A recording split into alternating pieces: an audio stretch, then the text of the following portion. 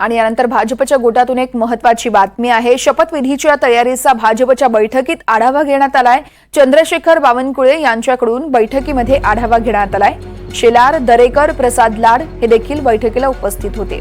शपथविधीतील निमंत्रणावर बैठकीत चर्चा झाली आहे। शपथविधीसाठी एनडीए शासित राज्याचे मुख्यमंत्री आणि उपमुख्यमंत्र्यांना देखील निमंत्रण दिले जाणार आहे। केंद्रीय मंत्री, राज्यपाल यांच्यासोबतच केंद्रीय पदाधिकारी उपस्थित राहणार असल्याची माहिती आहे। साधू महंत, कलाकार, साहित्यिक यांनाही निमंत्रण दिले जाणार असल्याचं कळतंय। या संदर्भात अधिक माहिती देत आहेत रौनक कुकडे, आमचे सहकारी आहेत माझ्यासोबत। रौनक, आपण पाहतोय शपथविधीच्या तयारीला आता वेग आला आहे। भाजपची बैठक देखील झाली आहे। कोणकोणते मुद्दे होते बैठकीत?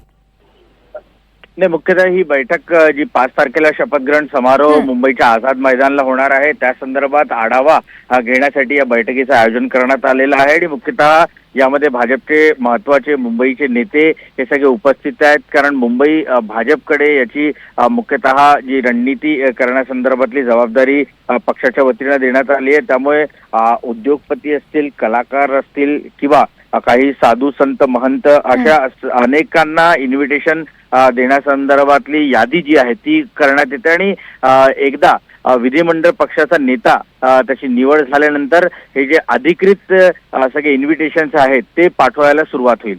निश्चितच या संदर्भातले सगळे अपडेट्स रौनक तुमच्याकडून घेत राहू। तुर्तास धन्यवाद दिलेल्या माहितीसाठी।